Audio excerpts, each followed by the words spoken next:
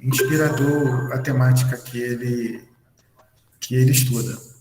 Professora Juliana, faça uso do microfone para as suas prerrogativas. Olá, boa tarde. Eu sou a Juliana, eu sou fisioterapeuta, sou pós-graduada em neurociências e terapia intensiva adulto. Eu sou mestranda em engenharia biomédica, sou docente do corpo de fisioterapia da Universidade Federal do Rio de Janeiro e sou gerente da clínica médica daqui do Hospital Ronaldo Gazola. E obrigada por vocês, obrigada, Marcos, pelo convite. Estou muito honrada de estar aqui fazendo parte disso e tentando acrescentar para vocês uma visão da fisioterapia em prol do melhor do paciente. Está dando um reverb aí de áudio, eu acho, não é o meu, mas nós vamos ajustar aqui. Conseguiu ouvir aí, professor Rômulo, da professora Juliana? Ok, tá. Então, mais uma vez, nós estamos aqui. O Hospital Municipal Ronaldo Gazola tem vivido um novo momento na educação e saúde.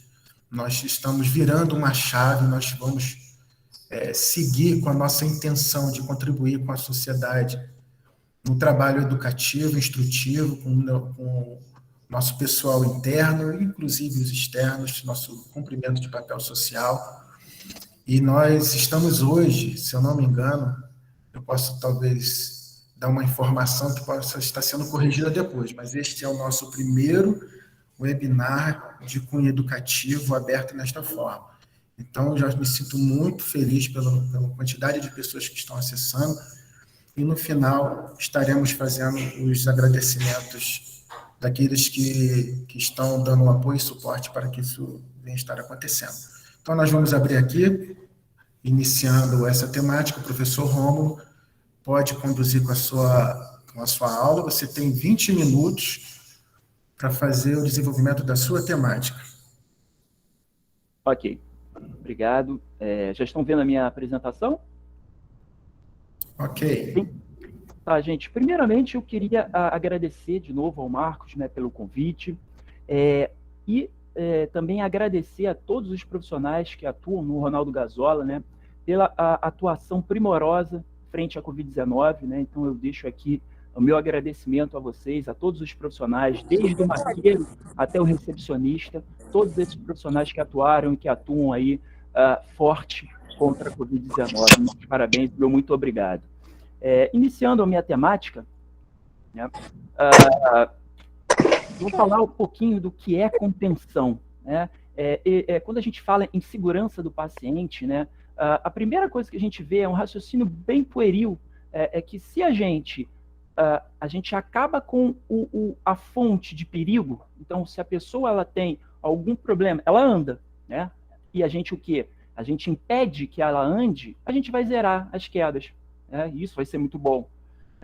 Vai ser muito bom para o hospital. Mas será que essa contenção, essa limitação da movimentação dessa pessoa, ela pode trazer iatrogenias? Ela pode trazer efeitos deletérios para aquela pessoa? Principalmente se for uma pessoa idosa. E a gente tem que lembrar que a nossa população, a população do Estado do Rio de Janeiro, é uma população uma das mais envelhecidas da federação. A gente tem que lembrar que quando a gente entra numa clínica médica, a gente vê o quê? Várias cabecinhas brancas. Então, esse assunto é muito relevante quando a gente fala quedas, contenção, e qual é a relação disso e quem paga, quem vai arcar com esse prejuízo, né, na sua funcionalidade, como um exemplo. Então, eu vou falar rapidamente o que é a contenção.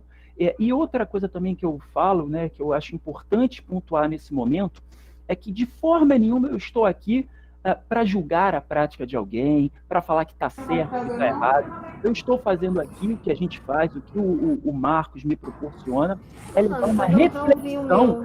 Se alguém puder fechar o microfone, por favor. É levar essa reflexão para vocês da prática.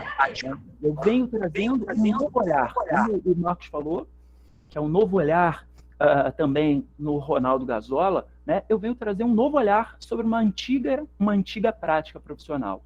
Então, a gente traz o que? A luz da evidência científica sobre esse ato, que é conter. Né? E o que é contenção?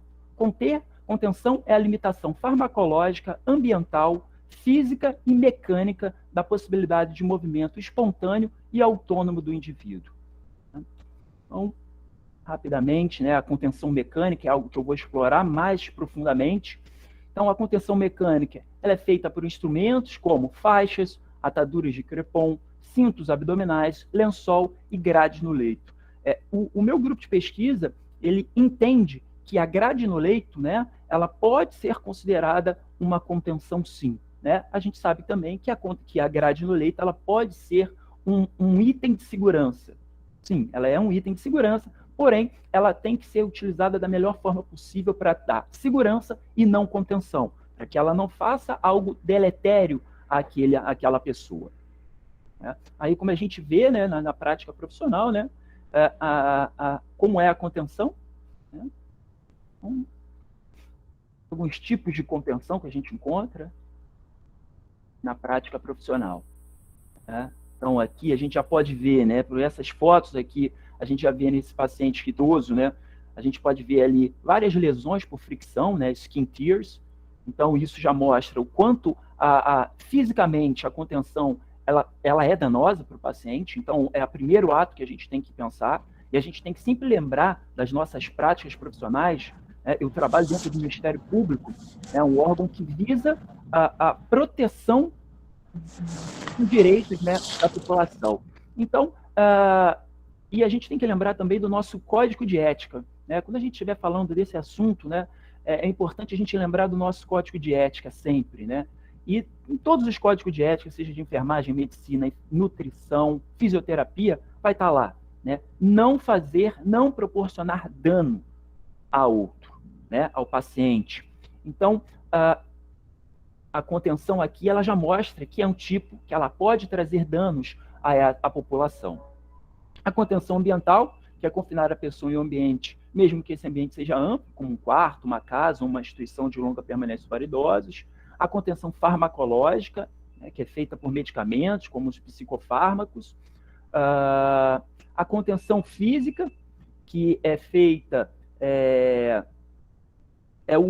a contenção física é o uso da mão, né, para a gente conter uma pessoa.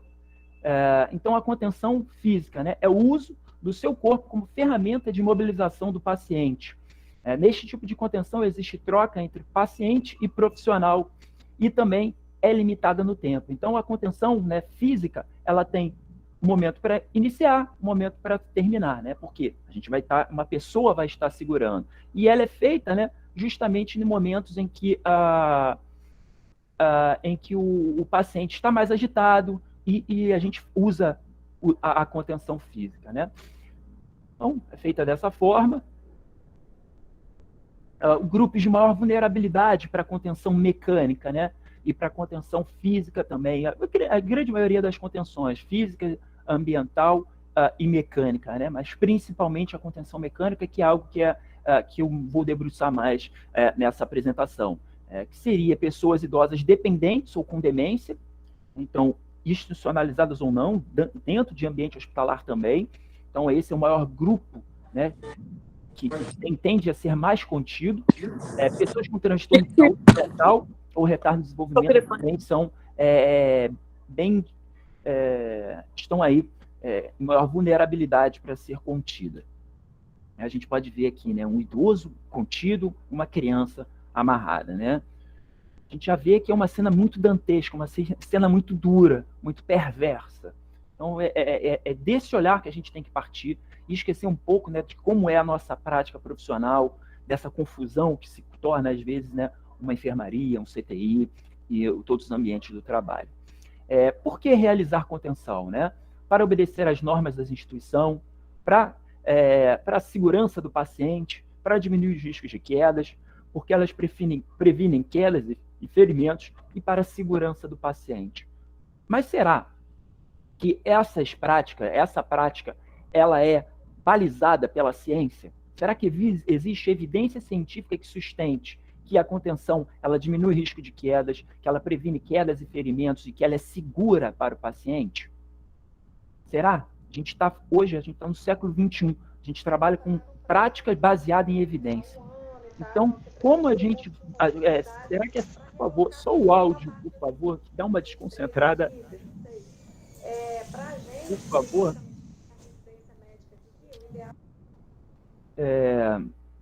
Bom, perdi até o fio da meada. Mas, enfim, a gente está trabalhando com medicina baseada em evidência, né, com a prática baseada em evidência. Então, é importante a gente estar balizado por ciência. Será que essa prática de conter, ela tem alguma evidência científica que sustente ela? Quando a gente faz uma revisão de literatura, como eu fiz para a minha dissertação de mestrado, e o nosso grupo de pesquisa ele vem pesquisando esse tema em vários cenários de atuação profissional, como o hospital, como o ambiente de home care, a gente percebe que não existe nenhuma evidência científica que sustente essa prática. Então, o que mostra, na verdade, é que essa prática ela é deletéria, ela é prejudicial para o paciente, principalmente se tratando do paciente idoso. E aqui, será que existe segurança? Obviamente, essas cenas vocês já viram aí na prática profissional de vocês, essa, então, do paciente saindo aí pela grade, essa é clássica. Aí eu trago aqui um relato rápido, né, de uma idosa com demência de Alzheimer, contida mecanicamente por grade no leito, com equipamentos de última geração, com contenção segura, né, dito contenção segura, e com protocolos de segurança. Olha a idosa aí. Uma manhã, o seu corpo foi encontrado pela copeira em rigidez cadavérica e com evidência de asfixia causada pela cinta abdominal. Estão vendo que a idosa saiu ali. Eu estou falando que essa cinta abdominal, ela passou, né? Ela saiu da cama, ela foi para essa contenção, né? Ela caiu no chão e essa contenção mecânica, né? Ela não apertou o pescoço dela e ela faleceu, né? Em alguns segundos, em alguns minutos. Não. Estou falando que essa cinta abdominal permaneceu apertada no tórax dessa idosa e ela morreu por asfixia, por hemotórax, com ruptura de diafragma, fígado e baço. Em torno aí de 3 horas de agonia. Será que ela sofreu? Será que é isso que a gente quer para o nosso familiar, que a gente quer para as pessoas que a gente está cuidando? Será que é assim que a gente quer passar a imagem de cuidado? Mas tudo bem, tudo isso tinha sido bem intencionado. O que esse relato, isso é um caso real, né? Aqui está aqui o site aqui para que vocês procurem essa evidência aí. O que essa foto nos mostra, esse caso nos mostra, é que a contenção ela dá uma segurança, mas só que essa segurança ela não existe, ela dá uma pseudo-segurança. A gente acredita, olha, aquele idoso, aquela pessoa está contida, então quer dizer que ela está bem, eu não preciso mais ir lá me preocupar com ela. E ao contrário, né? O estudo nos mostra o quê? Que, na verdade, quanto mais a pessoa está contida, né? Se ela está contida, mais a gente tem que estar o quê? Próximo dela. Mais a gente tem que estar atentos e vigilantes para essa pessoa. Fatores de riscos aí na realização da contenção mecânica. Dupla incontinência, declínio cognitivo, você piora a cognição dessa pessoa, você aumenta o risco de delírio, né? Delírio é um quadro confusional agudo, né? E ele é precipitado pela contenção. Então, pessoas que têm delírio, né, vai aumentar a chance dessa pessoa a ficar mais tempo hospitalizada e aumenta de 2 vezes a chance dessa pessoa ir a óbito, né? Comparado a uma pessoa sem contenção e com as mesmas patologias. Então, obviamente, é um fator, a contenção é iatrogênica, né? Ela pode causar danos, mais danos àquela pessoa. Ela pode causar depressão, agitação, asfixia, estrangulamento, como a gente já falou, comprometimento circulatório, lesão por fricção, lesão por pressão. E quem está dizendo, mais uma vez, isso não sou eu, é a evidência científica aqui, que ela nos mostra que essa prática ela é danosa ao paciente e, mais uma vez, mais danosa ainda ao paciente idoso. Quais são as razões, né, científicas mais utilizadas aí, né, segundo a literatura, para conter? Para administrar o comportamento do paciente com demência, né, agitação psicomotora, é importante lembrar que pessoas idosas, né, elas vão ter, geralmente elas podem ter aí maior vulnerabilidade, né, e com isso elas podem abrir um quadro de delírio muito rapidamente. E muitos dos idosos também, não muito, né, mas uma boa parte dos idosos, eles vão apresentar algum tipo de demência. E grande parte dessas demências, principalmente quando a pessoa sai de um estado, né, sai da sua casa e vai para o hospital, que é um lugar diferente do convívio dela, né, ela pode apresentar um quadro de confusão aguda. Né? Isso é normal, né? Dependendo da evidência científica que a gente utiliza, a gente vai ver aí que isso é muito prevalente. De 70% a 65% dos casos de pessoas idosas com demência, elas vão repercutir com alguma agitação psicomotora. Então, é importante não conter, porque quando você contém, você vai estar o quê? Aumentando mais a chance dessa pessoa a estar agitada. Né? Então, o que a gente não quer é conter. Prevenir quedas e remoção de catéteres e tubos. Então, a única razão palpável para se realizar contenção, mas não contenção em 24 horas por dia, é para remoção de catéteres e tubos. Obviamente, se a gente está no hospital, um hospital de agudo, a gente quer o quê? A gente quer tirar esse paciente do quê? Do estado agudo. A gente quer melhorar a saúde desse paciente o quanto antes. E, obviamente, se ele está entubado, se ele está com algum acesso que é fundamental para a sobrevivência dele, né, para a sobrevida daquele paciente, é importante que a gente faça o quê? Faça a contenção. Mas é importante lembrar que o paciente não vai ficar agitado às 24 horas. É importante o quê? Avaliar continuamente esse paciente para ver se ele tem critérios ainda de estar contido ou não. A Joy Commission, né, ela vem desde 95 rastreando os eventos sentinela relacionados à contenção mecânica. Mostra que 237 pacientes foram a óbito e 73 ficaram feridos devido ao uso de contenção. 53% ocorreram em ILPIs, que são instituições de longa permanência para idosos, como era chamado o asilo, né? Como era conhecido, na verdade, né? Ele era conhecido como asilo, e hoje em dia é ILPI. E 20% acontece em hospitais. É importante, quando a gente fala em hospital, quando a gente fala em contenção, que existe uma resolução do COFEN, a resolução número 427 de 2012, que ela normatiza os procedimentos de enfermagem no emprego de contenção mecânica de pacientes. E aqui eu trago esse artigo, né? É importante a gente entender um pouquinho essa resolução. O artigo 4º, né? Todo paciente em contenção mecânica deve ser monitorado atentamente pela equipe de enfermagem para prevenir a ocorrência de eventos adversos ou para identificá-los precocemente. Quando em contenção mecânica, há necessidade de um monitoramento clínico do nível de consciência, de dados vitais e condições da pele e circulação dos locais e membros contidos do paciente, e verificando com regularidade nunca superior a 1 hora. Então, essa resolução, ela encaixa perfeitamente naquela explicação que eu disse, né? Que por muitas vezes, quando a gente faz a contenção, a gente acaba o quê? Aquele paciente está contido, eu não preciso mais me preocupar com ele. Não, a resolução do COFEN, ela nos mostra que essa preocupação tem que ser contínua, né? E tem que ter uma supervisão muito mais regular.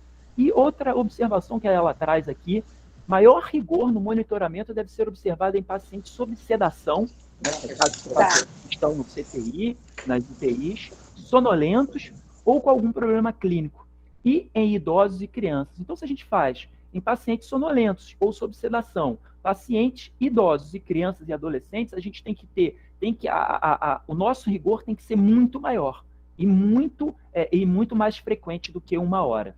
Tá? Então, mostra aí que essa resolução nos mostra e nos traz aí essa reflexão que a gente não deve deixar, só porque o paciente está contido, não quer dizer que eu não deva me preocupar com ele. Na verdade, aquele paciente em que eu devo ter maior atenção, ter maior cuidado.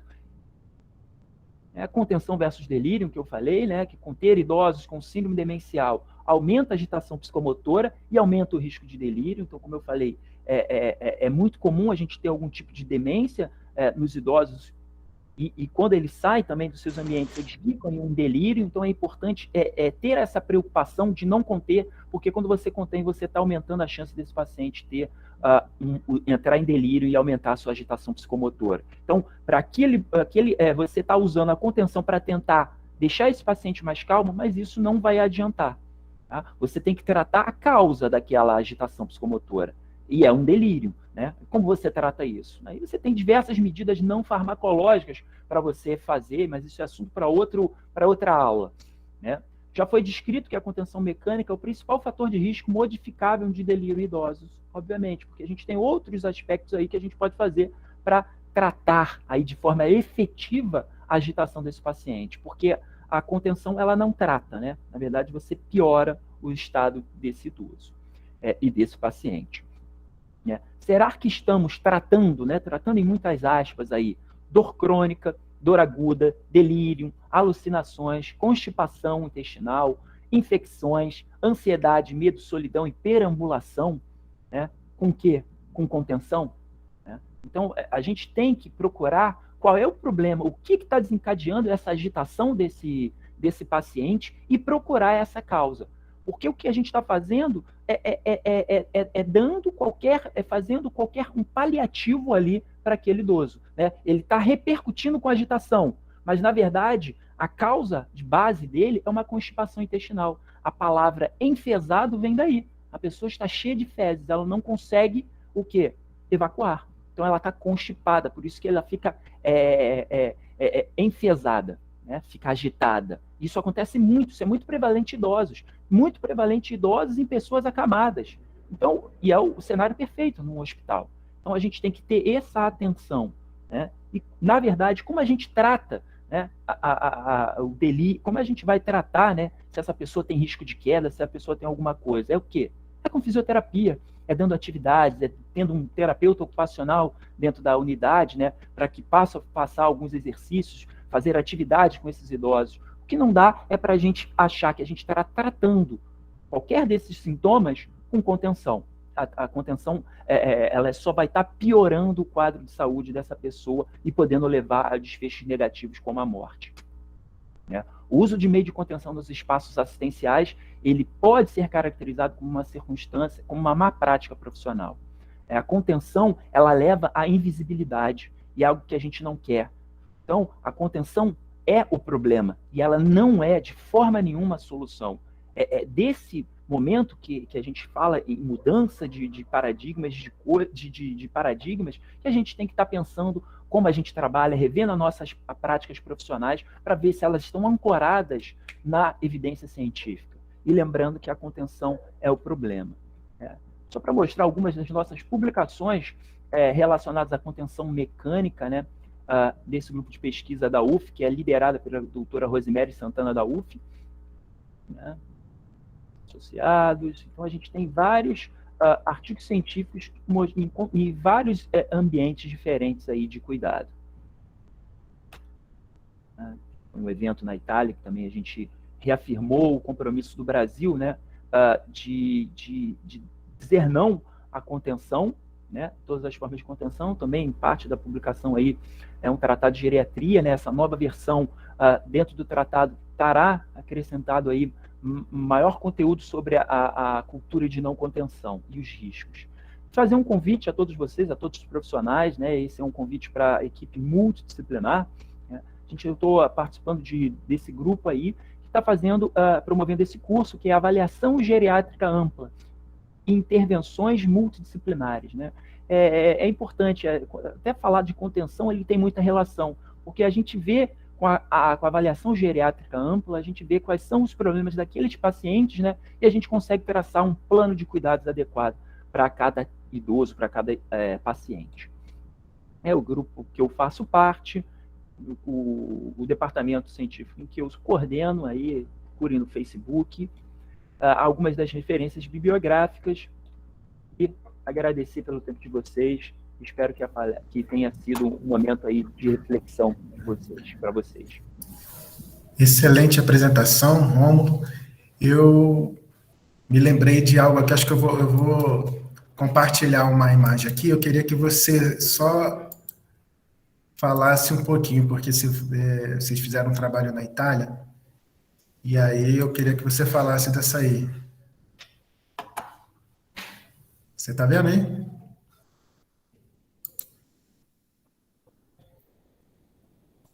Sim, estou vendo, estava vendo, Marcos. Está aparecendo ou não? Sim, apareceu a imagem da Ariana, agora não está mais aparecendo, não. E agora? Agora sim, a nossa querida Ariana, né?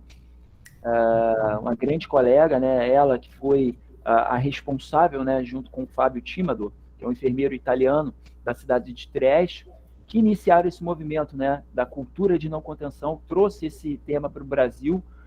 É algo que me enche de orgulho, né, ter participado, ter conhecido primeiro ela, ter participado com ela e ter sido uma dupla, né? Ela era minha dupla, minha uma pessoa fantástica e que disseminou muito a cultura de não contenção no Brasil.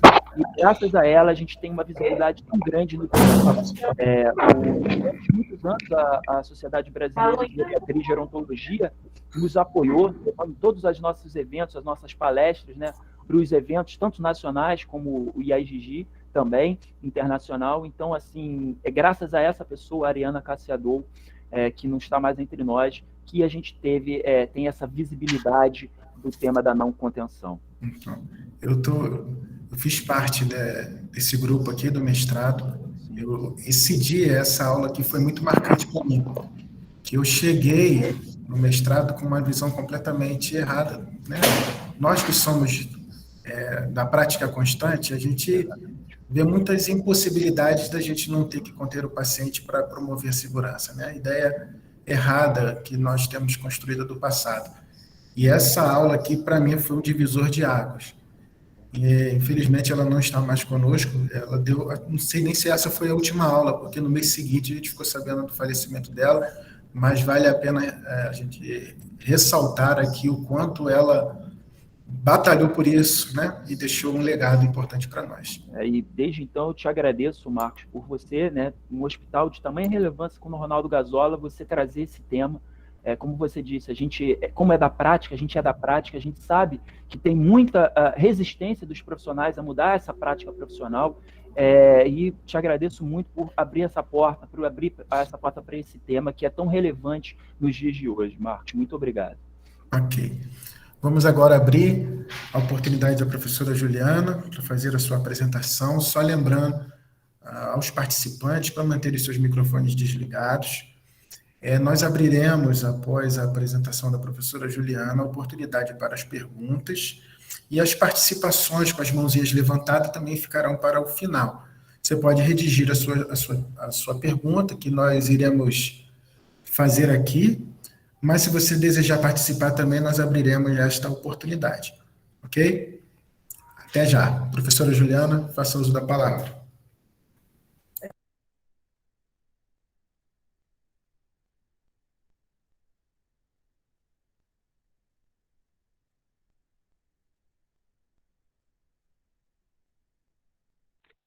Olá, boa tarde novamente para vocês. Então, essa palestra maravilhosa do professor Romo, falando sobre o uso ou não de contenção, faz com o paciente usando como base o protocolo usado aqui no hospital, né, no Ronaldo Gazola, sobre como prevenir o risco de quedas sem usar a contenção dos pacientes, né? Qual é a importância disso, como é que a gente vai desenvolver isso ao longo da nossa assistência, efetivamente. Então, para a gente começar, lembrando, aqui no primeiro slide, que queda é qualquer deslocamento não intencional do corpo para um nível inferior à posição inicial, ou seja, é considerado queda se cair da maca, é considerado queda se cair sentado, é considerado se você estiver em pé e cair sentado em cima da maca, e a gente quer prevenir todos esses tipos de queda, né? E ela pode ou não causar um dano no paciente, pode resultar ou não, independente do resultado ser um dano, é uma queda. E é isso que a gente vai prevenir. Para a prevenção de quedas, a gente tem que, primeiro, ver os fatores de riscos que estão associados a essa queda, né? E aí o professor Rômulo falou bastante sobre eles, falou sobre a idade, sobre um dos fatores principais de risco ser a idade, né? A gente vê bastante risco de queda em idosos e crianças, sobre a condição psicognitiva do paciente, o uso medicamentoso, que pode provocar delírio ou não, e sedação do paciente, as condições de saúde nas quais esse paciente se encontra, de oxigenoterapia, o grau de desnutrição, o grau de fraqueza muscular que ele apresenta, né? Qualquer alteração metabólica que ele apresente, um comprometimento sensorial, onde o paciente perde a noção do espaço dele e por isso ele acaba tendo risco maior de queda, o próprio equilíbrio corporal do paciente, o grau de funcionalidade desse paciente, o quanto ele é funcional nas suas funções.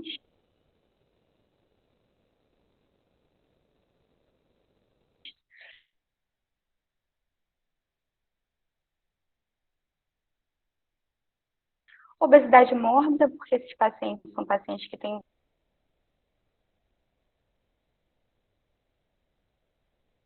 o que o ambiente no qual o paciente está internado vai apresentar, que vai tornar isso mais arriscado para uma queda ou não. Ou seja,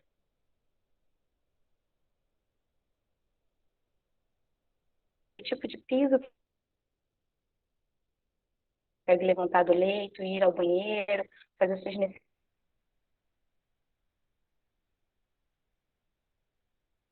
necessidades, se voltar, se está bem iluminado, se não está bem iluminado, se tem um mobiliário adequado.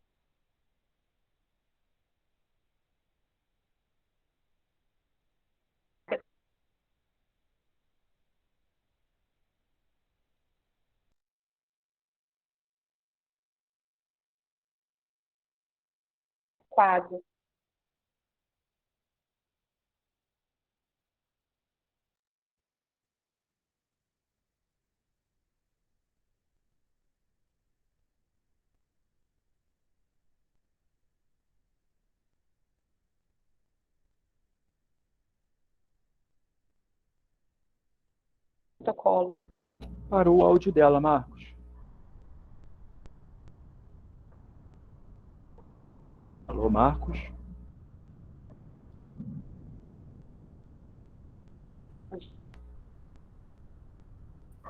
Eu não estou ouvindo, parou aqui o áudio.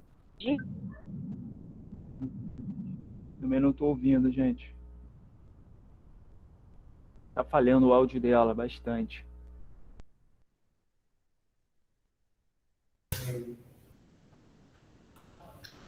Alguém me ouve? Faz assim um sinalzinho com a mão. Sim, estou ouvindo. Então, está. Vocês estão me ouvindo agora?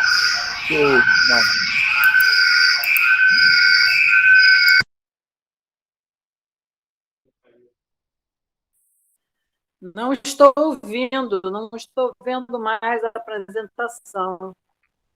Cortou?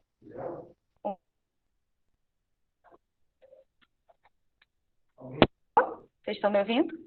Sim, agora sim. Sim, estou ouvindo.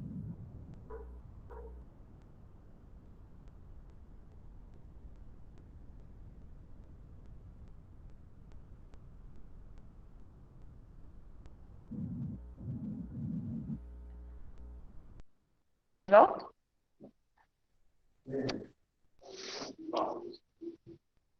Tá todo mundo me ouvindo? Voltei? Sim, sim, Ju. Estamos ouvindo.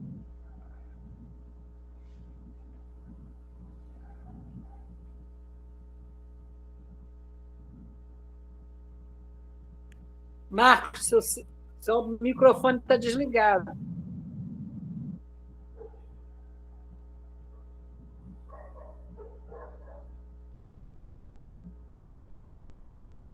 Falou tudo isso.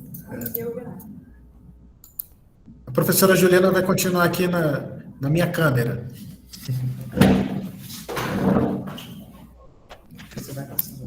Então, vamos lá. Voltei em outra câmera, outro lugar. Mas está todo mundo me ouvindo agora? Agora Tá tudo sim. certo agora, Tudo Renato? Tá me certo, ouvindo? tudo certo. Sim. Tá? Então, vamos lá.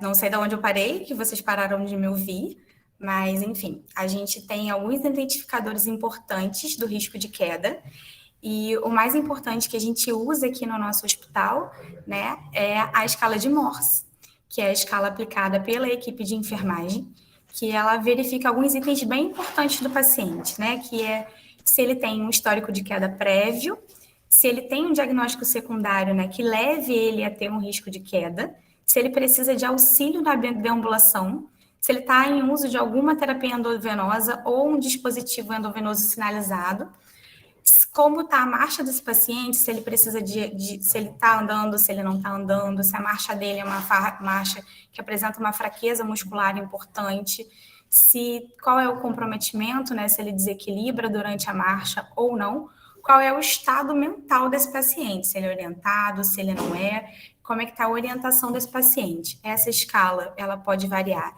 de 0 a 125, e quanto maior for o número dessa escala, maior é o risco desse paciente de queda, né? Então, essa é uma escala muito importante que a gente precisa prestar bastante atenção e analisar ela durante toda a internação do paciente, né? Porque o paciente ele pode tanto evoluir quanto involuir durante a internação.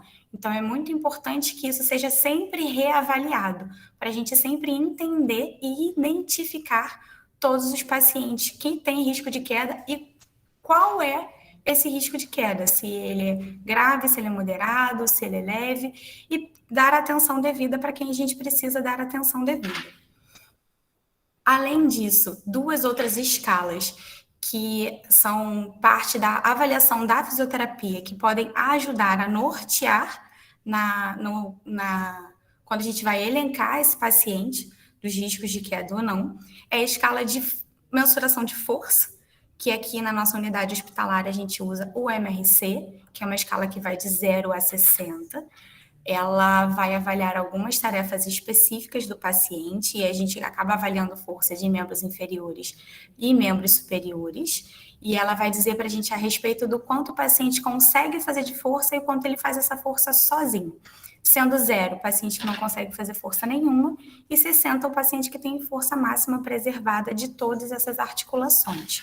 Então, a gente entende que quanto mais rígido tiver o paciente, né, quanto mais forte ele tiver na sua musculatura, menos risco de queda ele tem. Porém, a gente também tem um outro fator, que nem sempre o paciente que tem força muscular preservada, ele tem grau de funcionalidade preservado. Apesar da gente ter um grau de força, a gente pode não estar com a função preservada. O paciente pode não conseguir deambular, pode não conseguir fazer outras funções, e isso é dependente, às vezes, do grau de interação do paciente, de oxigenoterapia do paciente, de como ele estiver. Por isso, a gente também usa uma escala de funcionalidade para poder medir a função do paciente. Aqui na unidade, atualmente, a gente usa principalmente em todos os nossos setores, o FSS, que é uma escala de funcionalidade que varia de 0 a 35 e mede 5 itens essenciais, que se o paciente consegue rolar no leito, se ele consegue sentar no leito, se ele consegue sentar na beira do leito, se transferir de sentado para em pé e se ele consegue caminhar. Então, quanto maior for o grau de funcionalidade do paciente, a gente entende que menor é o risco de queda desse paciente. Um paciente que consegue sentar no leito, mas não tem a capacidade de ficar em pé e de deambular, é um paciente que tem um risco de queda elevado. É um paciente que pode tentar levantar do leito e sofrer uma queda, caso isso aconteça. Ou é um paciente que pode levantar do leito com a ajuda errada, o auxílio errado da equipe, e isso levar ele a uma queda. Então, é muito importante que esses itens sejam sempre identificados, e assim como a escala de morte, são escalas que vão variar durante a internação do paciente, que elas também podem evoluir, que aí entra o papel crucial da fisioterapia, né, para a gente trabalhar nesse propósito sempre, de tornar o paciente mais funcional possível durante a sua internação, quanto pode regredir dependendo do estado de saúde do paciente, que ele pode agravar e aí, com isso, o estado dele de funcionalidade agravar junto.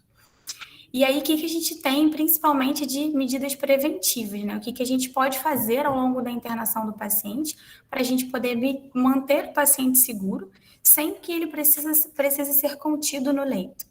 Identificar corretamente o paciente que está apresentando risco de queda, então essa avaliação diária do paciente, reavaliação e troca com as equipes, para a gente poder saber quem é esse paciente, manter uma identificação no leito do paciente sobre o risco de queda que ele apresenta e as escalas visíveis em prontuário, para a gente poder procurar no prontuário o quanto era a escala dele de antes e o quanto está a escala atual, e a gente entender se esse paciente está regredindo ou progredindo na internação dele.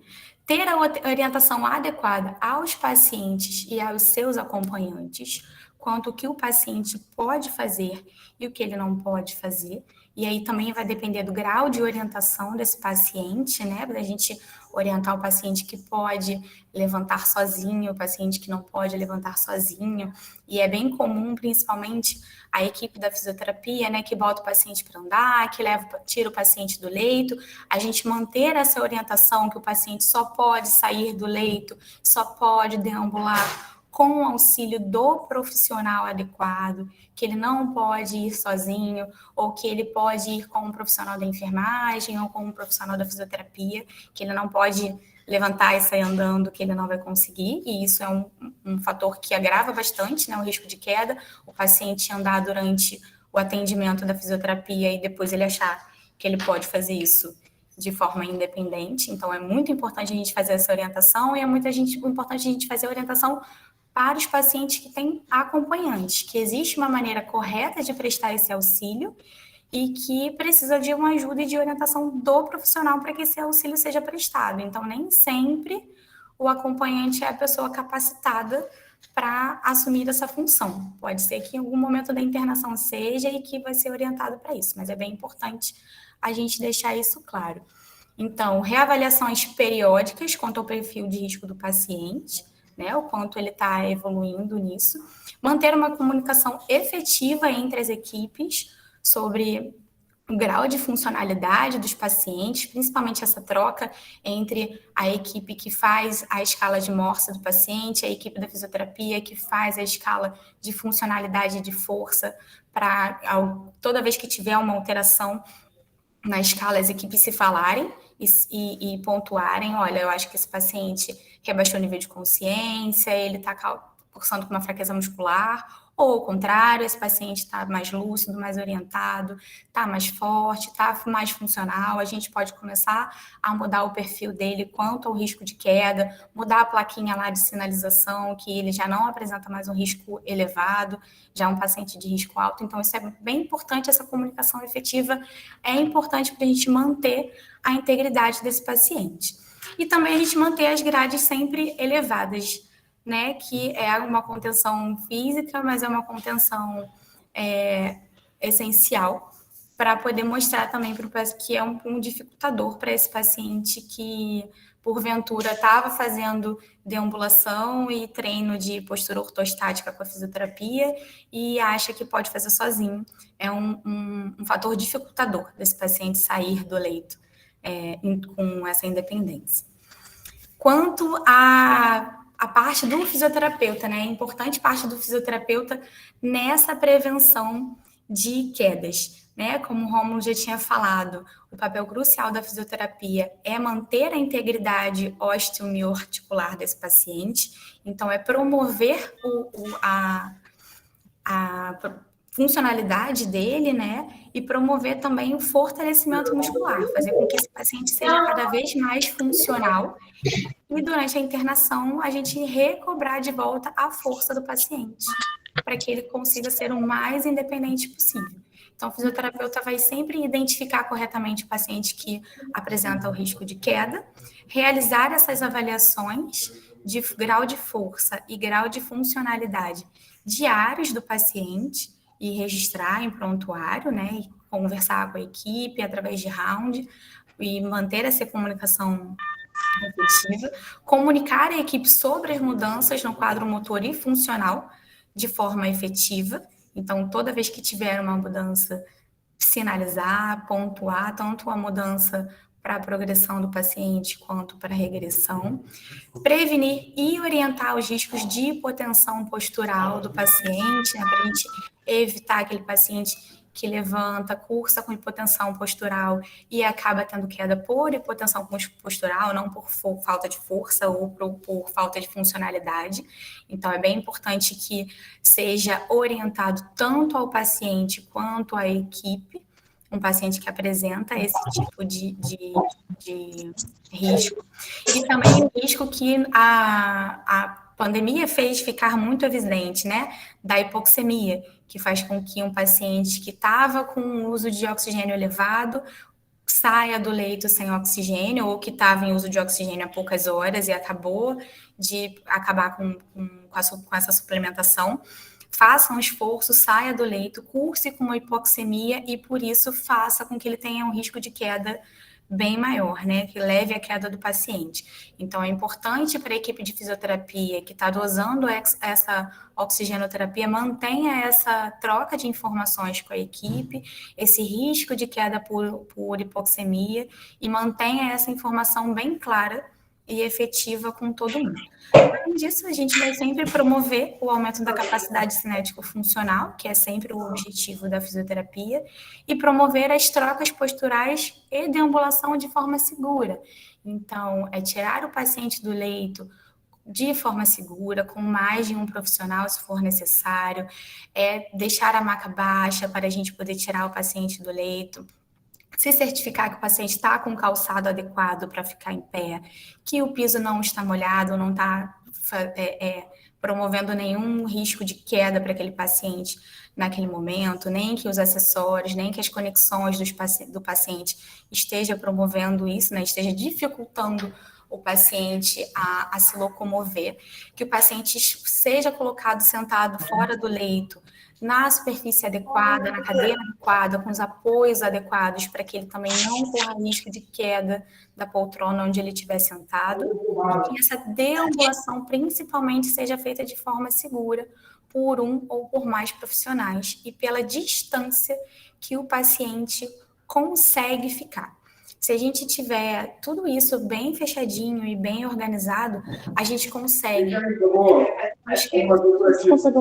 recuperar os pacientes, né? A gente vai realmente fazer reabilitação neles e a gente vai conseguir com que todos os pacientes se mantenham ígidos, sem risco nenhum, e A menina estava ouvindo conseguindo deambular de forma bem segura e ir para casa de forma bem funcional. Aqui no hospital a gente tem trabalhado bastante em relação a isso, a fisioterapia faz diariamente o MRC, a gente faz diariamente o FSS, o protocolo de queda, ele funciona, tem a escala de Morse, elas são discutidas durante o round multidisciplinar para a gente poder elencar os pacientes, existe plaquinha nos leitos para a gente poder identificar visualmente aquele paciente que corre risco ou não de queda, e assim a gente sabe qual é o paciente que a gente consegue tirar do leito, o paciente que a gente consegue recuperar, o paciente que a fisioterapia precisa trabalhar mais um pouco para poder fortalecer ou tornar mais funcional, para que ele realmente não corra risco nenhum de queda. E aí vão todos os pacientes ficar igual esse paciente da foto, que é um paciente nosso, que era um paciente que antes apresentava um risco de queda altíssimo, ele tinha uma fraqueza muscular muito grande, um suporte de oxigênio alto também, fazia uma hipotensão postural muito grande, mas hoje está lá, andando, sem risco de queda nenhum, ficando na janela, se recuperando e pronto para ir embora. E aí queria agradecer mais uma vez ao Marcos, que vai voltar para cá, para a câmera dele, pelo convite, e vou esperar para as perguntas e as considerações. Deixa eu trocar de lugar com ele.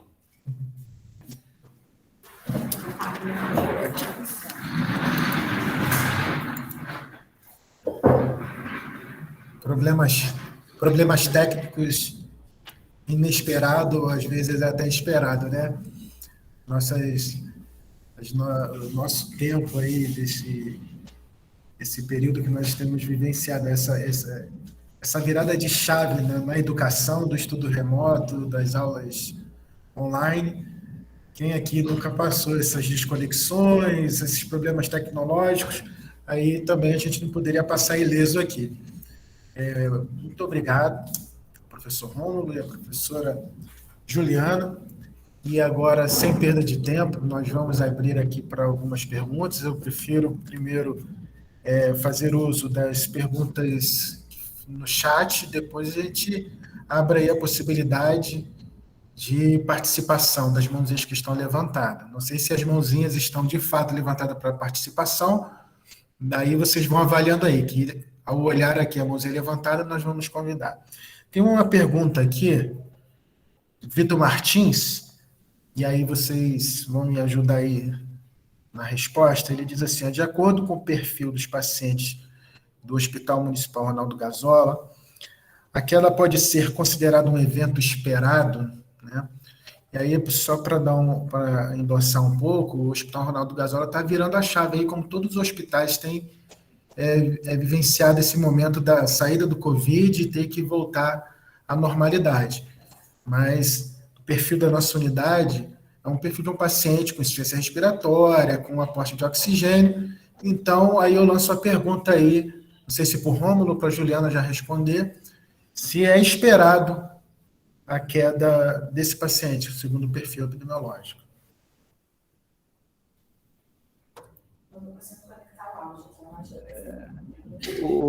O Marcos, eu acho que... Alô, Marcos, me escuta? Eu acho que a Juliana é a pessoa mais indicada. Eu, infelizmente, não conheço o perfil dos pacientes, né? Mas, assim, a gente, de forma nenhuma, a gente quer naturalizar, né? Eu espero que minha apresentação não dê isso, né? É que a gente, por ser um movimento contra a contenção, né? A gente também não quer que o paciente caia, né? Ele tenha um evento de queda. O que a gente trabalha muito com a cultura de não contenção é a não banalização da contenção, né? Se existe instrumentos aí que mostram, né, como a Juliana colocou aqui, que mostra que esse paciente que tem algum risco de queda e que o que é feito, né, depois com esse risco de queda, porque por muitas vezes também eu já vi em alguns hospitais, é só caracterizado que ele tem risco de queda, porém não é feito nenhuma atividade relacionada para que esse idoso, para que esse paciente, perdão, ele saia desse risco de quedas. Né? Como a Juliana comentou, parece que o perfil do hospital é o contrário, né? Vocês fazem estratégias para que esse paciente ele não volte ele saia desse perfil aí. Então, basicamente, é só isso que eu tenho para pontuar, mas eu acho que a Juliana ela pode ser a pessoa para responder isso da melhor forma. Deixa eu ver se a tecnologia... Vou tentar, vocês estão me ouvindo? Agora tá funcionando? Então tá bom. A queda nunca é esperada, né? Se a gente está fazendo a avaliação, a queda é esperada a partir do momento que a gente avalia o paciente. Se a gente avaliou o paciente, a gente já elencou que esse paciente ele tem risco de queda, o que a gente espera é que não haja queda. Ela pode acontecer, a gente tem um perfil de paciente, realmente agora, como o Marcos falou, né, a gente está virando essa chave, a gente está deixando de ser um hospital exclusivamente Covid e voltando a ser um hospital geral com alas prioritariamente Covid, mas independente do perfil de paciente que a gente tem, se a gente tem um protocolo efetivo de controle de queda, a gente fazer a prevenção desse risco é, primeiro, avaliar. Se a gente avaliou e a gente entende quais são os riscos, quais são os pacientes que estão elencados, a queda não pode ser uma coisa esperada.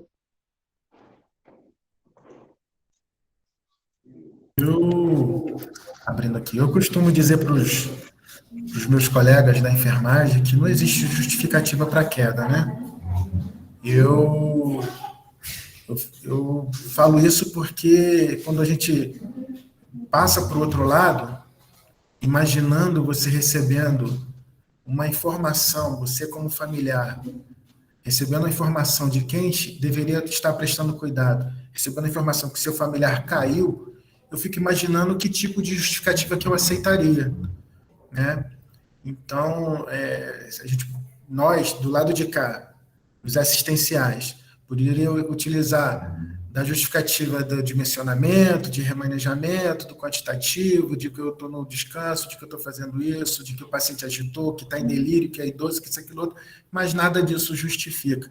Hoje nós temos várias ferramentas, instrumentos para poder auxiliar, né, na percepção, na avaliação, e nós também temos que viver a era da instrução e da educação. Nós precisamos cumprir com o nosso papel instrutivo e educativo, tanto da equipe, quanto do paciente, quanto do acompanhante, para que esta parceria venha conjuntamente contribuir para a mitigação completa desse risco do paciente cair. Vou para uma outra pergunta aqui. O Vitor também faz uma pergunta aqui voltada para a escala de Kahn. Ele está perguntando se há a necessidade da escala de Kahn trabalhar junto com a escala de Morse para uma positividade da mitigação do risco. Sem sombra de dúvidas, Marcos, sem sombra de dúvidas, Vitor. É importante que a escala de Kahn, né, ela é para rastreio de delírio, né, na comunidade geral, e a Kahn ICU é para risco de delírio em setores fechados. Então, é importante, sim, a associação dessas escalas, né. Mais uma vez, eu volto a falar, as escalas são muito importantes para a gente fazer esse rastreio, mas é importante saber o que a gente vai fazer com essas escalas, o quanto ele pontuou e o que a gente vai fazer, qual é o nosso projeto terapêutico em frente àquelas escalas. Né? Não adianta nada fazer várias escalas se a gente não monta um plano assistencial adequado para aquele paciente. Então, as escalas estão aí para somar, elas são rápidas de fazer, são padronizadas, isso ajuda, né, agiliza a utilização, mas a gente tem que ter o quê? Fazer a personalização do cuidado, que eu acho que, por muitas vezes, é isso que falta, né? E como você elencou diversos motivos, às vezes é isso, às vezes falta a personalização daquele cuidado. A gente acaba tratando o paciente numa caixa, é o paciente de insuficiência respiratória. Poxa, basicamente é isso, ele não sai desse padrão. Mas existem pacientes que vão desviar desse padrão. Então, é importante que a gente faça essa personalização do cuidado. Excelente. Tem mais perguntas aí? Deixa eu ver aqui. Deixa eu perguntar. Tá. Então, vou abrir aqui para o próprio fazer a pergunta. Vamos aqui nessa sequência que o pessoal que está me assessorando aqui está me ajudando. A Flávia tem uma pergunta aqui no chat. No chat? Isso. Pode?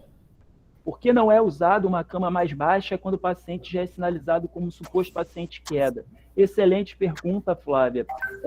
Como eu falei, eu trabalho com um grupo de pesquisa e a gente bebe muito da água, né, de Trieste, que é uma cidade na Itália, que é o berço da reforma psiquiátrica de Franco Basaglia, né, que trouxe a reforma psiquiátrica para o mundo. E lá na cidade de Trieste, eles não têm mais contenção de nenhum tipo, mecânica, farmacológica ou ambiental. E como eles trabalharam? Conscientizando tanto os profissionais, quanto os familiares, quanto as pessoas, né?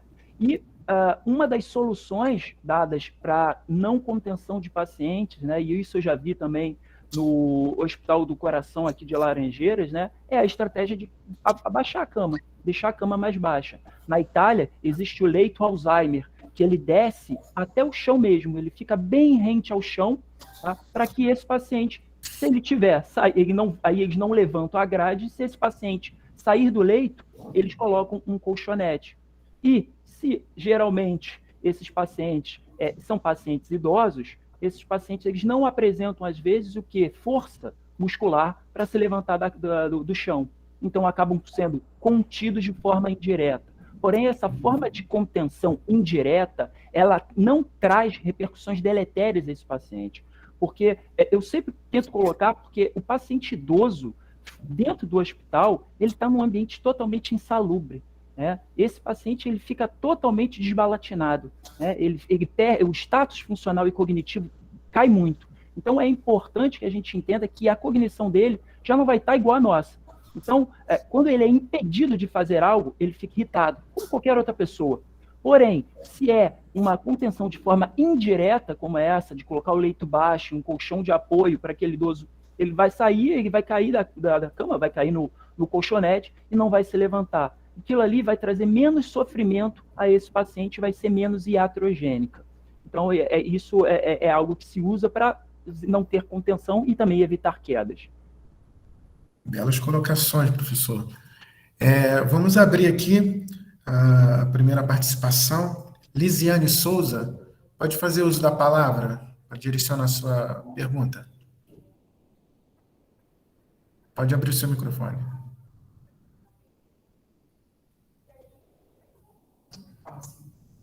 Dou-lhe uma. Lisiane. Então, Deise Teodoro, pode abrir o seu microfone.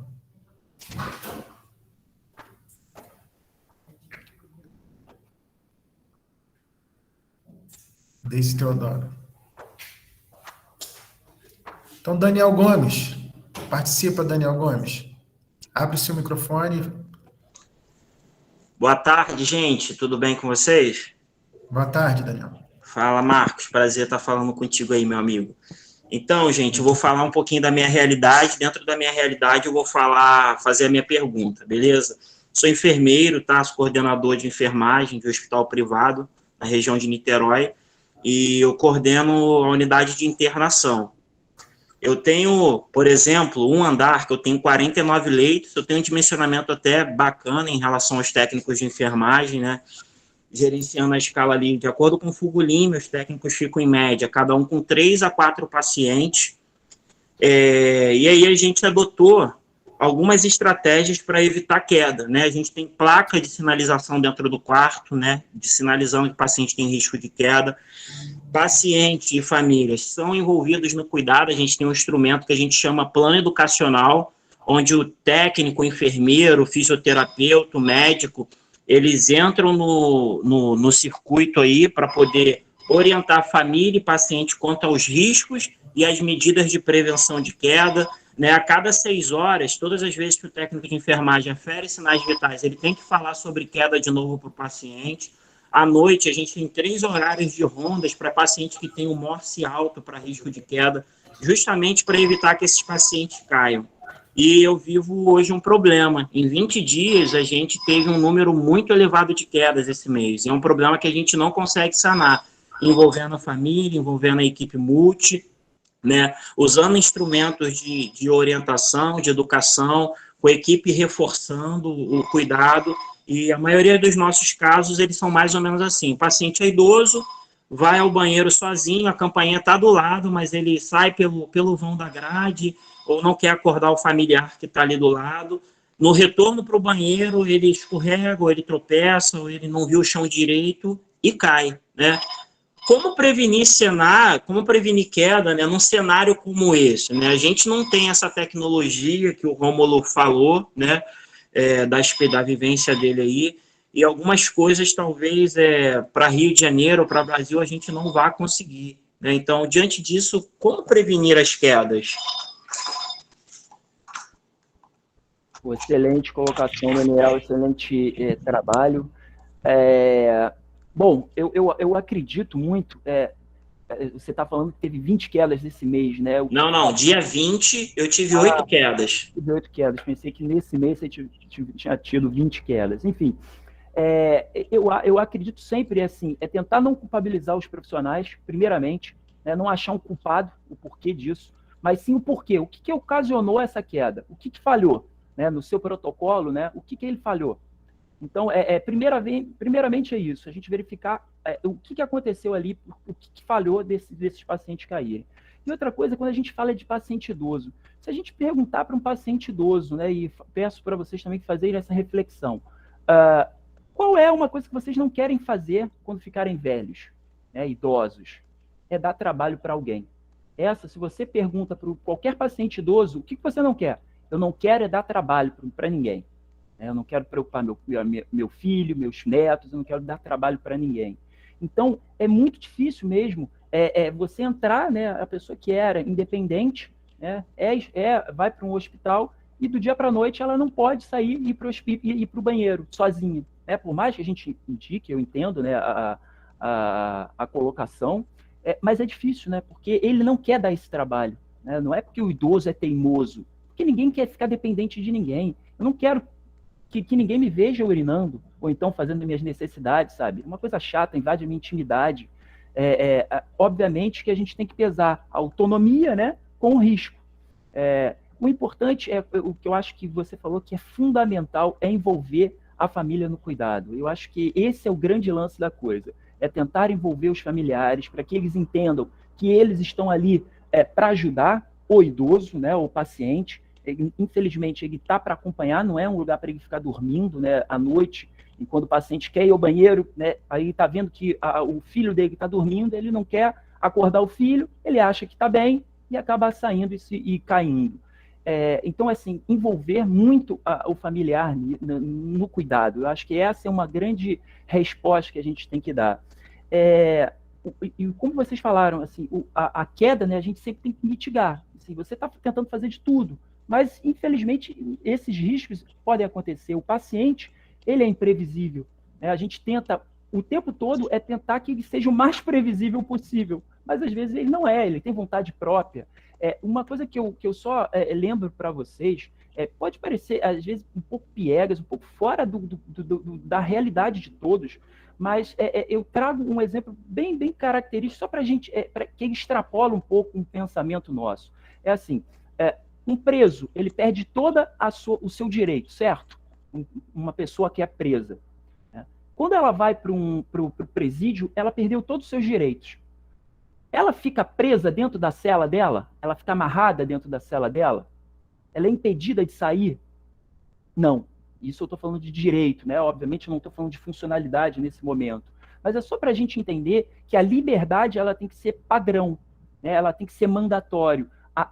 O contrário disso, ele tem que ser muito bem executado, muito bem dividido entre os pares e também entre os familiares, o porquê daquela contenção, desse cuidado diferenciado para aquele paciente. Eu acho que é basicamente isso. Solução é muito complicada, é muito individual e depende de hospital para hospital, de profissional para profissional. Não é fácil, Daniel, não é fácil, mas uma coisa que eu te indico é assim, não tentar achar culpado, achar o que está falhando, E às vezes o que vai falhar aí é o paciente que é aventureiro, né? Que não quer dar trabalho, que é algo esperado, né, desses pacientes idosos, é não querer dar trabalho. Então, não é uma situação fácil, mas que a gente tem que entender, tem que tentar solucionar esse problema. Eu acho que vale ressaltar também, Daniel, é uma oportunidade para depois nós levantarmos aqui uma reflexão sobre o cuidado centrado no paciente, né? Nós chegamos muito com nossa forma, nosso modelo de cuidar, esquecemos da forma que o paciente quer ser cuidado. E às vezes esse modelo pronto que a gente chega para ele não é um modelo que vai ser o melhor, né? E a gente tem essa dificuldade de entender a forma que o paciente quer ser cuidado. O idoso, que a vida toda teve essa autonomia, foi o gestor de várias pessoas, ele ainda exerce mentoria por uma série de pessoas, e aí naquele momento ele está cerceado, de fralda, impedido de fazer uma série de coisas, e aí fica complicado, e a nossa fala acaba se resumindo sempre naquela, né? O paciente está desorientando, está desorientado, vamos conter, vamos fazer. Esse é o nosso modelo. Eu acho que a gente precisa refletir sobre as nossas estratégias educativas, instrutivas, como você falou aí, a sua equipe faz a ronda, tem uma forma de orientar os pacientes, incluindo o paciente também como protagonista do cuidado, porque ele é participativo, e aí eu acho que é a forma da gente mitigar ao máximo. Agora, evitar e ter a ocorrência das quedas zero, acho que isso daí seria um título de glória muito, muito difícil de uma instituição de saúde conquistar, tá? Dado o que nós vemos no mundo, né? Mas muito obrigado pela participação, Daniel. Vamos juntos, meu amigo. Flávia, você está com a mãozinha levantada, vamos participar também. Oi, professor, boa tarde a todos, tudo bem? Seria para Juliana, tudo bem, Juliana? Você falou que esse paciente que você mostrou no finalzinho do seu slide, ele já está com uma certa autonomia, já está indo também, ficando em pé na janela. Quanto tempo demora, assim, para ter esse nível que você conseguiu com esse paciente?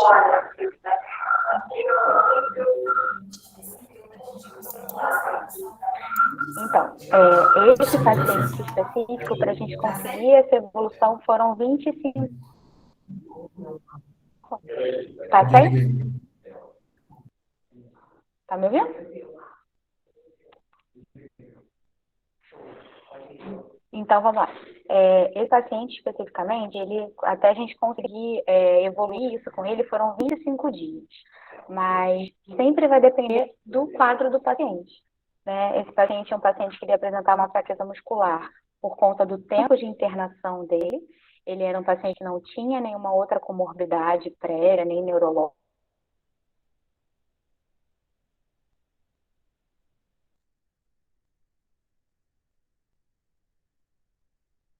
neurológica, nem nenhum outro acometimento funcional por Tô aqui doença. ouvindo, Era quando por terminar de tempo ouvir, eu vou.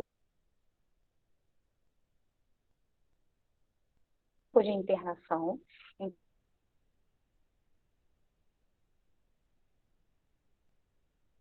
Então, a gente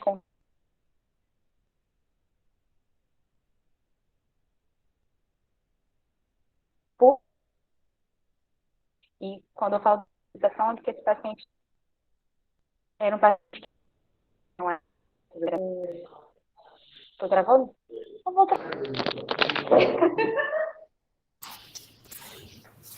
Pronto, virei amiga dele, vou ficar aqui, que vai ficar mais fácil. Então, assim, esse paciente é um paciente que está internado com a gente na enfermaria de reabilitação. Então, é um trabalho em conjunto de toda a equipe da reabilitação, né?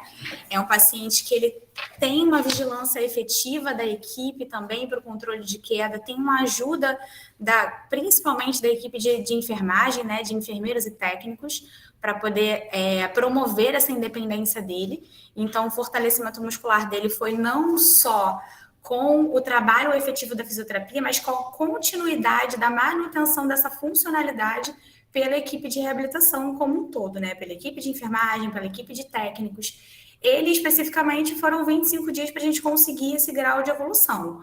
Mas hoje, com um perfil diferente de paciente que a gente tem no próprio hospital agora, a gente não tem como prever esse tempo. Vai ter paciente neurológico que é hemiplégico e vai ficar com essa debilidade, né? Com essa disfunção por mais tempo.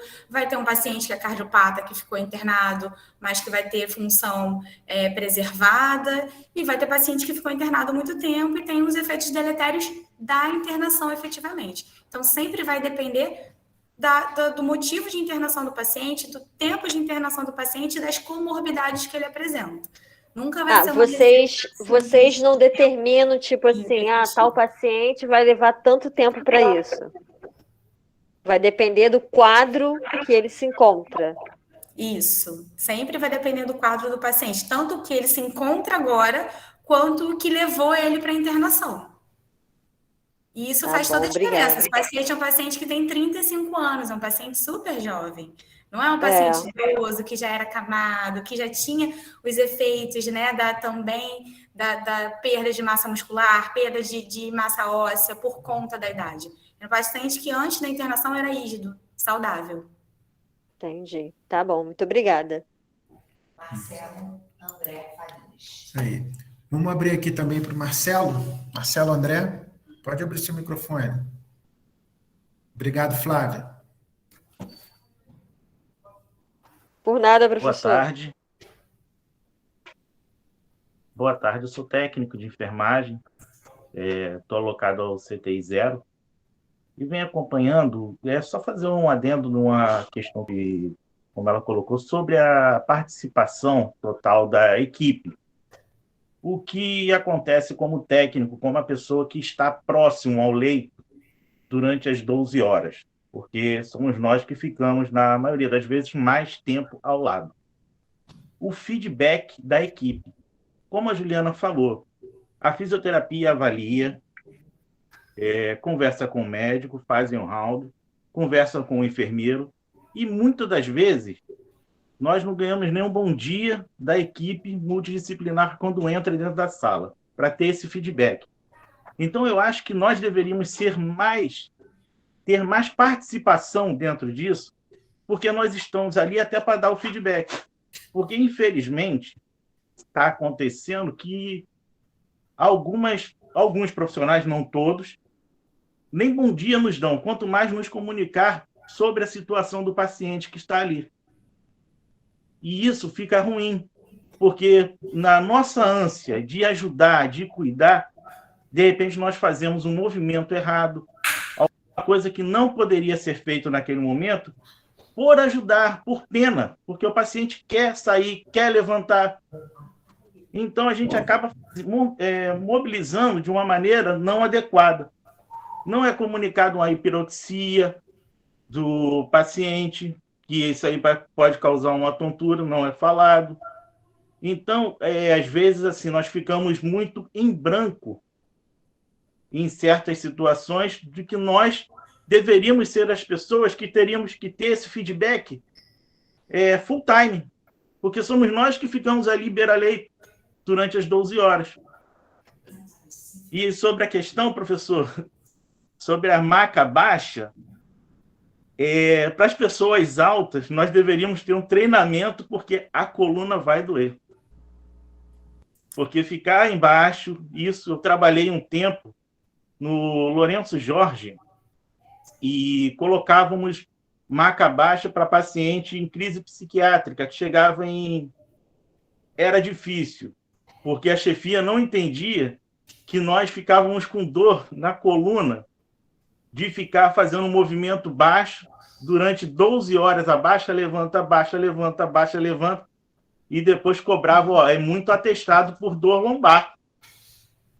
Essa é uma outra questão que fica também, porque nós nos prontificamos, nos colocamos à disposição para cuidar, para fazer, mas a gente precisa ter também esse carinho, desse feedback entre equipe, para que nós possamos ter integralidade assim, total de equipe, ter esse senso de equipe, onde dizer, nós temos o nosso capitão, nós temos o nosso tenente, nós temos o nosso soldado. Soldado, eu preciso disso. Tenente, eu preciso disso. Capitão, eu preciso disso. E que todos falem a mesma língua para o bem daquela pessoa que está ali, acamada. Então, nós precisamos estar, assim, tendo só uma colocação nisso, esse feedback de integração total. Porque quando nós conseguirmos chegar a essa integração, eu acho que a gente consegue, como diz, zerar é quase impossível, mas diminuir muito qualquer risco que venha a acontecer. Obrigado, boa tarde a todos. A integração do cuidado ela é importante para tudo, né, com o paciente. Não só para prevenir risco de queda, como para poder dar o melhor atendimento para os pacientes. E, normalmente, isso acontece através dos rounds diários, né, das discussões de caso dos pacientes, com, preferencialmente, a presença de toda a equipe multidisciplinar. E o entendimento importante é de que toda a equipe é um agente reabilitador, né? Não, a fisioterapia não faz reabilitação sozinha. Toda a equipe é um agente reabilitador. A gente, no máximo, no caso da reabilitação, a gente pode ser o agente facilitador e norteador da reabilitação. Mas ninguém reabilita sozinho, é sempre uma ação coletiva em relação a isso. E os pacientes que a gente coloca em maca baixa, por exemplo, o paciente neurológico, a gente só atende em maca baixa. Existem alguns posicionamentos adequados, algumas posturas adequadas, para a gente conseguir passar um dia inteiro e 24 horas de plantão com os pacientes em uma maca baixa. Então, existem treinamentos, existem posicionamentos, existem como a gente aprende como posturar o nosso corpo, tanto para não fazer força, quanto para não botar atestado com dor lombar por conta de uma maca baixa. Então, faz bem para todo mundo, faz bem para a equipe, faz bem para o paciente, fica todo mundo seguro. Marcelo, excelente pergunta, né? É a meta 2, né, da segurança do paciente, a comunicação efetiva entre todos os profissionais. A voz de você não pode ser a maior nem menor de que ninguém, você tem que ter o mesmo valor, porque trabalhamos em equipe, nenhum profissional é melhor ou pior que o outro. Então, é assim que eu penso, né? Acredito que Marcos também tem essa filosofia. Infelizmente, também a gente trabalha com pessoas mal educadas, Marcelo, né? Eu te entendo, às vezes a gente, né, passa e as pessoas não cumprimentam, não falam, não olham nos olhos, mas isso não é só porque você é técnico, não, meu amigo. É porque existem pessoas infelizes no mundo, sim. E o que você falou, Marcelo, é muito rico, né? Porque, assim, é o seu olhar que pode dar o pulo do gato para uma coisa que o enfermeiro não pensou, né? Porque o fisioterapeuta não viu. Então, é esse seu olhar, por isso que eu falo que sua fala é muito rica, porque às vezes é o seu olhar que vai dar o quê? O start para que, poxa, olha, a gente não pensou nisso, mas é isso que está fazendo os pacientes caírem, é isso que está acontecendo, de tantas coisas aí que podem estar acontecendo dentro de um hospital. E quando eu falei dos leitos, Marcelo, obviamente, a gente estava falando de outra realidade, né? Lá são leitos, na verdade, são leitos mesmo, são eletrônicos, elétricos, né, na verdade, que eles sobem, vão até a sua altura. Eu sou um homem alto, eu tenho 1,92 m, então eles levantam bastante e também abaixam muito, Marcelo. Então, se você fosse realizar atendimento nele, você levantaria ele para ele estar aí, você não ficar aí com dor nas costas, como você falou, porque não é isso também que a gente quer, né? A gente quer dar, obviamente, o melhor cuidado, mas preservar também a integridade dos nossos colaboradores. Isso aí. Marcelo, esse movimento que nós estamos fazendo esta semana é justamente para começar a quebrar esses conceitos errados dos profissionais que ainda não se incluem nesse contexto dito aqui. São sementes que nós estamos semeando, que eu tenho certeza que talvez que não seja eu no Gasola, mas eu acredito que um legado lá na frente vai poder produzir.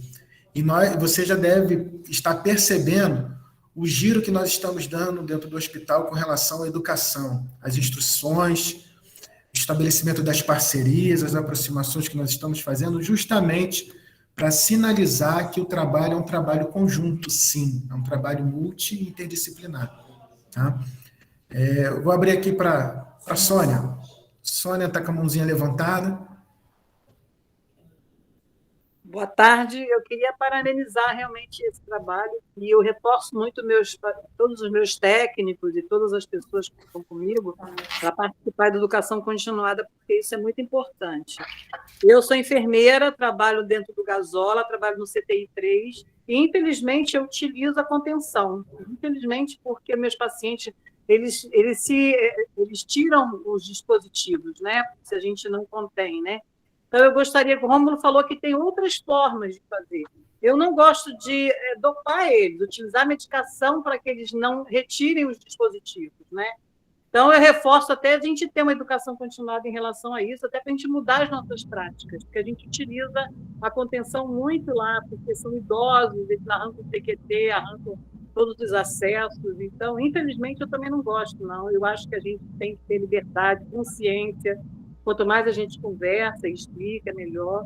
Mas essa é uma prática que a gente ainda está utilizando. Então, eu reforço isso, sabe, Marcos? A gente aprender, ter dentro desse dispositivo novas práticas mesmo, que possa permitir ao paciente dele ter uma recuperação e eles estarem cada vez mais dentro de uma liberdade, de uma consciência do seu processo mesmo, né? Da sua saúde. Né? E agradecida, estou gostando muito. Eu até coloquei, pode fazer mais. Que bom. Bem, eu acho que as perguntas se encerraram aqui. Eu fico muito feliz, eu estou muito grato a todos aqui.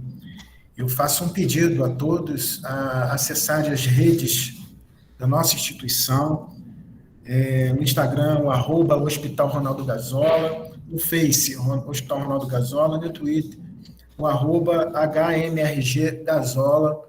Por favor, nos acompanhem para perceberem o quanto este hospital vai contribuir com a sociedade no âmbito da instrução, da educação, da reabilitação. Vocês precisam, se não chegou até vocês, mas com certeza vai chegar o quanto este hospital vai trabalhar fortemente na reabilitação dos nossos pacientes pós-Covid. Estamos trabalhando para isso. E, em nome da direção deste hospital, Dr. Roberto Rangel, queremos agradecer o Rômulo e a Juliana, que contribuíram muito. Também incluo aqui a divisão da enfermagem deste hospital, na pessoa do Daniel Basílio, Sormani, Alessandréia e o Charles. Também o pessoal da qualidade do nosso hospital, que são parceiros do Núcleo de Segurança e da Educação Continuada. Estamos juntos no mesmo foco, na mesma intenção de alcançar excelentes resultados através das nossas boas práticas. Eu deixo aqui um pouquinho de desejo para outros momentos. Nós estaremos fazendo novos giros educacionais, nós vamos incluir, sim, no nosso roteiro, esse formato de webinar. Eu fiquei um pouco preocupado com a quantidade, mas nós chegamos aqui a mais de 80 participantes, e eu estou muito feliz, muito grato, e eu deixo aqui a minha palavra de gratidão, e dou aí mais 30 segundinhos para o Rômulo, mais 30 segundinhos para a Juliana, para nós encerrarmos esse webinar, que eu estou muito feliz. Rômulo. Bom, eu queria falar com a Sônia, né, ela que fez a pergunta, né, Hoje em dia, a gente, quando fala em CTI, né, e contenção, é algo muito relacionado, né? Infelizmente, é muito próximo isso. O que a gente tem verificado, né, e a literatura científica ela nos mostra, né, é que CTI que tem a luz, que não tem a luz artificial, né, que a maioria das luzes sejam luzes naturais, que diminua os ruídos, isso tudo diminui o risco de delírio dos idosos. Então, eu acho muito importante essa abordagem não farmacológica, né, porque também ninguém quer aqui dar contenção farmacológica, né, medicamentosa nesses idosos, nesses pacientes. Então, basicamente por aí, e estou à disposição para qualquer outro evento aqui. Agradecer, Marcos, o convite, agradecer a todos aqui, né, eu vi que também tinham muitos participantes, muitas pessoas aqui dispostas a aprender um pouco mais, a enxergar o cuidado, né, de uma outra forma. Eu fico muito feliz de ter plantado essa semente aqui no Ronaldo Gazola e, de novo, queria dar os parabéns a todos e agradecer a todos aí que combateram a Covid-19, ainda combatem a Covid-19 com força aí, e fico muito agradecido e espero revê-los aí agora de qualquer outra vez aí de forma presencial. Tá? Uma boa tarde a todos, bom trabalho, bom descanso a todos, quem estiver descansando e quem estiver trabalhando. Então, eu também gostaria de agradecer, estou muito grata e muito feliz por participar disso. É incrível poder ver esse movimento do hospital, né? E de tudo que a gente passou na pandemia, de quem está aqui desde o começo e de tudo que a gente via em como o hospital se transformou. Então, é muito gratificante poder fazer parte efetiva desse movimento de transformação do hospital, né? De participar mesmo disso. Espero que esse seja o primeiro de muitos também, nos nossos encontros, e que a gente continue nesse rumo para a vida nova, para novos caminhos, para novos eventos aqui, que venham vários. Com certeza. Então, gente, eu não sei se o pessoal que está me assessorando ali já colocou o link para você marcar a sua presença. Nós vamos emitir aí um certificado de, acho que 1h30, 2 horas de participação no webinar. E os professores que estão aqui participando, a gratidão, e também vão receber um certificado de palestrante. Eu gostaria de fazer mais, a distância não possibilita, mas em algum momento a gente... Né, Rômulo? A Juliana está aqui do lado. Eu estou aqui. Tá bom? Nós ficaremos aqui para fechar a última janelinha. Um beijo no coração de todos. E até a próxima. Tchau, tchau, gente. Tchau. Tchau, professor. Tchau. Só a gente poder capturar a tela, ficar na foto de uma galera. Já fizeram. Vocês deram um print já da tela para todo mundo? Para fazer fotos? Então tá bom. Beijo no coração aí de todos. Deus abençoe. Tchau, professor. Tchau. Parabéns.